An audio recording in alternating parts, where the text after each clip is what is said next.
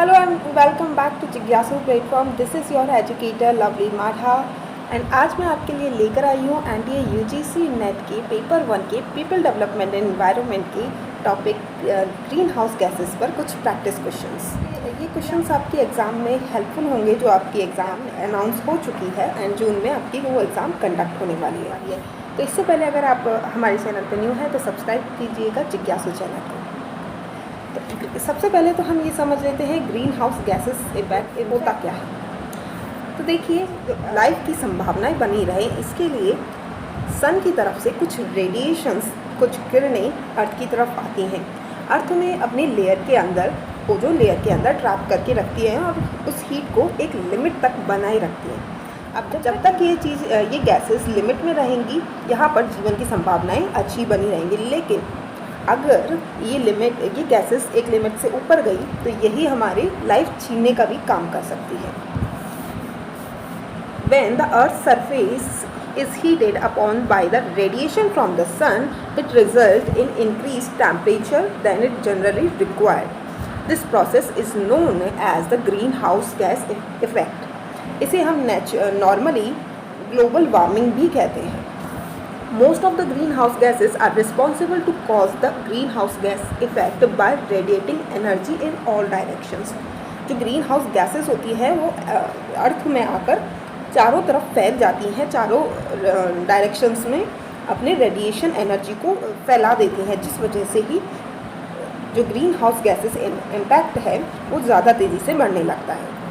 The Earth's surface absorb most part of the radiation that result in its warming. और अर्थ का surface क्या करता है, उस रेडिएशन को एब्जॉर्ब करता रहता है. इससे ये अगर एक लिमिट से ज़्यादा होगा तो यही हमारा क्या होगा, ग्लोबल वार्मिंग कह सकते हैं हम उसे, ग्रीन हाउस गैसेस इफेक्ट बोल सकते हैं. The strength of this effect depend upon the atmosphere temperature and the number of greenhouse gases present in the atmosphere. Atmosphere में जितनी ज़्यादा गैसेस, ग्रीन हाउस गैसेस होंगी, ये इफ़ेक्ट उतना ही तेज़ी से बढ़ेगा. जो ग्रीन हाउस गैसेस है उनमें प्राइमरली वाटर वेपर यानी कि हमारे वातावरण में मौजूद पानी की बूंदें, carbon dioxide, methane, nitrous oxide and ozone की हमारी प्राइमरी ग्रीन हाउस गैसेस हैं. तो आइए इसे हम नेक्स्ट स्लाइड में फ़ोटो से समझते हैं. तो यहाँ आप देख सकते हैं सन से रेडिएशन आ रहा है अर्थ की ओर.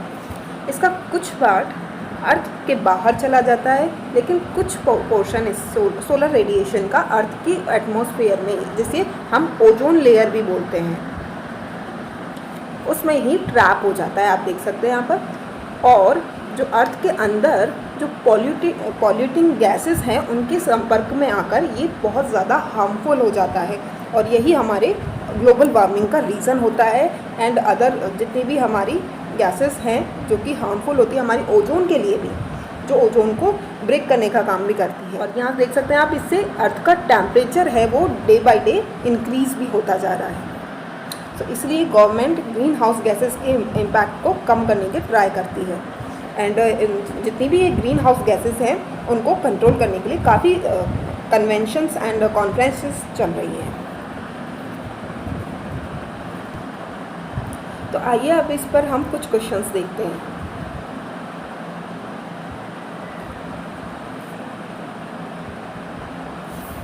फर्स्ट क्वेश्चन है, विच one of the following is not a green house gas. अब मैंने अभी आपको बताया था लास्ट स्लाइड में, कुछ ग्रीन हाउस गैसेस प्राइमरली होती हैं, उनमें से कौन सी ग्रीन हाउस गैस नहीं है. A methane, B hydrogen, C nitrous oxide, D या फिर डी ओजोन. तो यहाँ पर आपका करेक्ट आंसर होगा B hydrogen. Methane, carbon dioxide, nitrous oxide and water vapour are primary greenhouse gases जो कि ग्रीन हाउस गैस इफेक्ट में कंट्रीब्यूट करती है, जिनमें से methane greenhouse gases highest intensity वाली ग्रीन हाउस गैसेस है. Carbon dioxide second most powerful greenhouse gases है और इसका फुटप्रिंट बहुत ज़्यादा है, हाईएस्ट है. Nitrogen oxide third most potent greenhouse gases में आती है. एंड वाटर वेपर जो कि लीस्ट अमाउंट ऑफ एनर्जी वाली ग्रीन हाउस गैसेस हैं, लेकिन इसके भंडार जो है वो बहुत ज़्यादा है, ये बहुत ज़्यादा क्वांटिटी में हमारे इन्वायरमेंट में है, पर उतना नुकसान नहीं पहुंचाते। तो आई होप आपको ये क्वेश्चन समझ में आया होगा। चलते हैं नेक्स्ट क्वेश्चन की ओर। Which one of the following have higher energy level and shorter wavelength radiations. यहाँ रेडिएशंस पे क्वेश्चन है, किस रेडिएशन का एनर्जी लेवल सबसे ज़्यादा और वेवलेंथ सबसे कम होती है? A infrared radiation, B ultraviolet radiation, C beta radiations या फिर डी अल्फा रेडिएशन।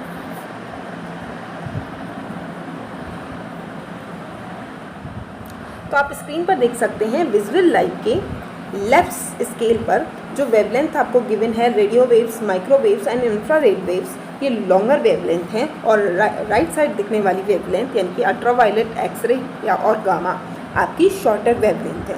जितनी ज़्यादा शॉर्टर वेवलेंथ होगी उसके एनर्जी लेवल उतना ही ज़्यादा होगा। तो यहाँ पर एक्सरे और गामा ऑप्शन में नहीं था, अल्ट्रावायलेट ऑप्शन में था, तो यहाँ पर करेक्ट आंसर होगा अल्ट्रावायलेट रेडिएशन। आप पढ़ सकते हैं UV radiation has a range of 100 to 400 nm. Then UV that particularly has higher level is categorized in the wavelength of 100 to 200 nm. तो यहाँ पर करेक्ट आंसर होगा बी यूवी रेज और अल्ट्रावायलेट रेज। चलते हैं नेक्स्ट क्वेश्चन की ओर। Normal greenhouse gas impact is important for the sustenance of life on earth. जैसा कि मैंने आपको बताया था, एक लिमिट में हमें ग्रीन हाउस गैसेस की नीड होती है। As it has increase the earth surface temperature by option A 15 degree Celsius, option B 50 degree Celsius, option C -18 degree Celsius या फिर ऑप्शन डी है 33 डिग्री सेल्सियस। नॉर्मल अर्थ का temperature कितना होना चाहिए ताकि उस पर जीवन की संभावनाएं चलती रहें?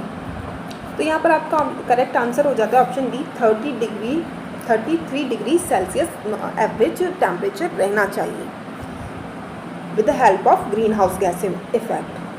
The greenhouse gas effect is a natural phenomena that keeps the earth at the temperature required for life to thrive.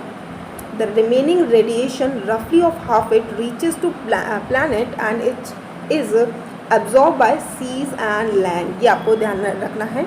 जो लिमिटेड क्वांटिटी हम टेम्परेचर की चाहिए होती है अर्थ को, वो 30 डिग्री सेल्सियस होती है, और इससे ज़्यादा जितना भी रेडिएशन होता है वो या तो सी या फिर लैंड के द्वारा एब्जॉर्ब कर लिया जाता है, जिससे हमारी जो हमारी अर्थ है वो वार्म रहती है, और इसी की वजह से यहाँ पर plant and animals and human survive कर पाते हैं। तो आई होप आपको ये चीज़ क्लियर हुई होगी।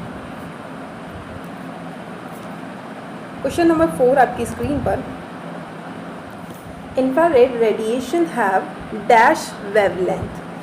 तो ये हमने अभी लास्ट क्वेश्चन में हमने देखा था, जो इंफ्रारेड रेडिएशन है उसकी वेवलेंथ लॉन्गर होती है। तो आई होप ये देखिए आप इंफ्रारेड रेडिएशन में कुछ पिक्चर्स को इस तरह से देख सकते हैं।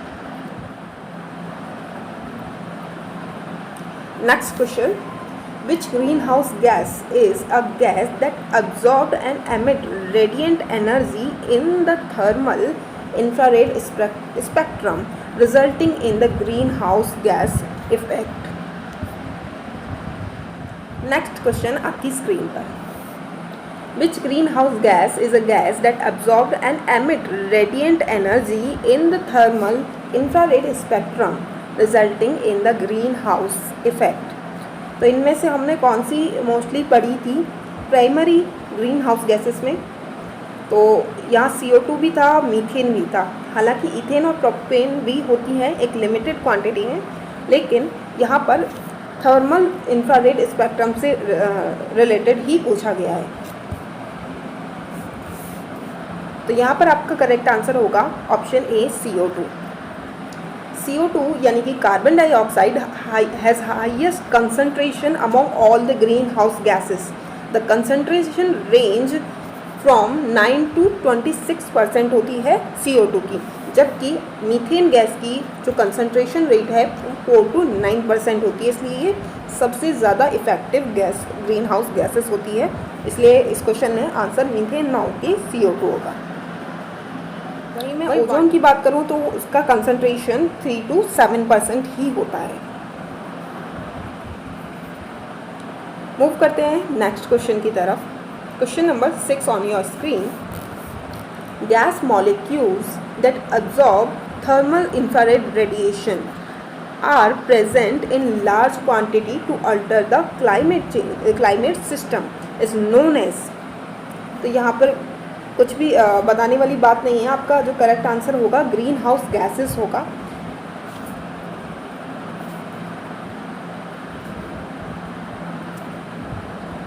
Green house gases are mainly responsible for trapping the thermal radiation. जो रेडिएशन होता है वो सोलर या थर्मल रेडिएशन आप बोल सकते हैं। This entrapment lead to an overall increase in the temperature of earth, जिसकी हमने पहले ही बात की थी। थर्मल रेडिएशंस को अर्थ की लेयर, ओजोन लेयर ट्रैप कर लेती है, अर्थ में एब्जॉर्ब कर लेती है, और इसे ही ग्रीन हाउस गैसेस इफेक्ट बोला जाता है। Next question, burning of fossil fuel यानी कि जीवाश्म ईंधन रिजल्ट इन। जीवाश्म ईंधन को जलाने से क्या होता है? क्या ऑक्सीजन लेवल इंक्रीज हो जाती है, या फिर ग्रीन हाउस गैसेस डिक्रीज हो जाती है, या फिर ग्रीन हाउस गैसेस इंक्रीज हो जाती है, या ऑप्शन डी इंक्रीज हो जाता है ईथेन लेवल। तो यहाँ पर ईथेन से तो कोई मतलब है ही नहीं। ऑक्सीजन लेवल कभी भी जलाने से इस तरह के जीवाश्म ईंधनों को कम होता है, ना कि बढ़ता है। तो यहाँ पर ये भी ऑप्शन गलत हो गया। तो ये ग्रीन हाउस गैसेस के साथ मिलकर उसे और इफ़ेक्टिव बना देगा, इसलिए यहाँ पर सही आंसर होगा increased green house gases.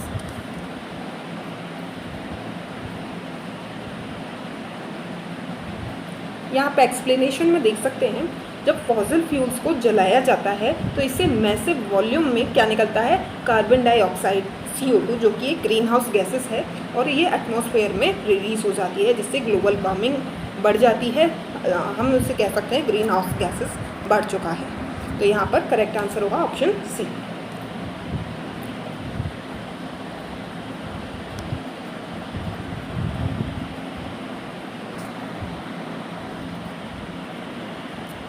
Question number 8, the most potent greenhouse gases in term of efficiency. Efficiency के मामले में कौन सी ग्रीन हाउस गैसेस हैं जो सबसे ज़्यादा होती हैं?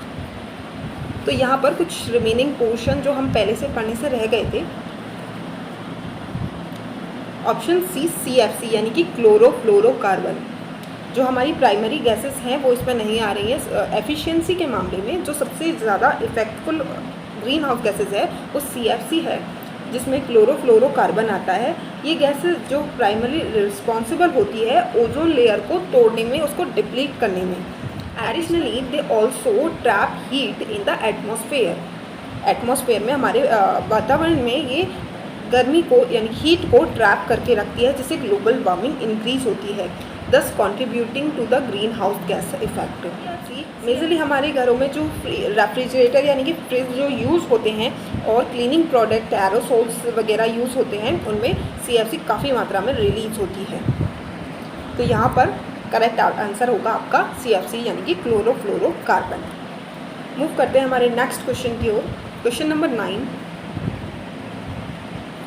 विच one of the following is incorrect about greenhouse gases effect. यहाँ पर life on earth is possible due to the greenhouse gases effect. क्या ग्रीन हाउस गैसेस इफेक्ट की वजह से ही हमारे अर्थ पर लाइफ की पॉसिबिलिटी बनी हुई है? Option B, greenhouse gas effect is a natural process that maintain the earth temperature. Earth के टेम्परेचर को मेंटेन रखने में ग्रीन हाउस गैसेस का काम होता है। Option C, more is the emission of greenhouse gases more the temperature of the earth atmosphere. जितना ज़्यादा ग्रीन हाउस गैसेस इंक्रीज होंगी उतना ही ज़्यादा हमारे अर्थ का टेम्परेचर इंक्रीज होगा। या फिर option D, increase emission of greenhouse gases is a natural process. तो यहाँ पर आपको इनकरेक्ट बताना है, इनमें से क्या गलत होगा।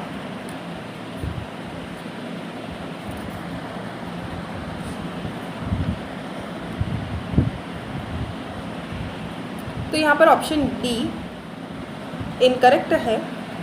increased emission of greenhouse gases is not a natural process, is man made. हमारे ही वातावरण में जो हम व्हीकल्स यूज़ करते हैं, एसी, रेफ्रिजरेटर यूज़ करते हैं, ये सब मशीनें हमारे ग्लोबल वार्मिंग को इंक्रीज़ करने में बहुत ज़्यादा भूमिका निभा रही है।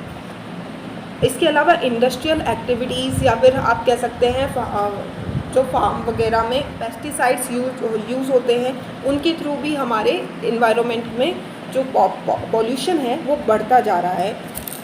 आपको पता होगा पराली के केसेस काफ़ी हुए हैं दिल्ली के आसपास के एरिया में, और हमारे पूरे इंडिया में ये चीज़ें होती हैं कि एग्रीकल्चर वेस्ट को जला देते हैं, जिससे क्या होता है, पॉल्यूशन और ज़्यादा इंक्रीज़ होता है।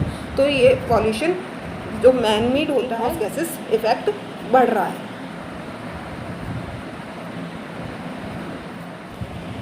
क्वेश्चन नंबर 10 आपकी स्क्रीन पर, which is not naturally occurring green house gases. कुछ ग्रीन हाउस गैसेस नेचुरल होती हैं और कुछ मैन मेड होती हैं, तो इनमें से कौन सी नेचुरल गैसेस नहीं है, मैन मेड है? Option A nitrous oxide, option B methane, option C carbon dioxide या option D ethane.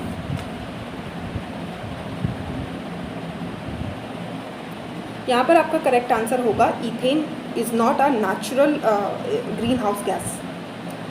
Ethane is found at very low concentration, thus doesn't significantly contribute to the greenhouse gases effect.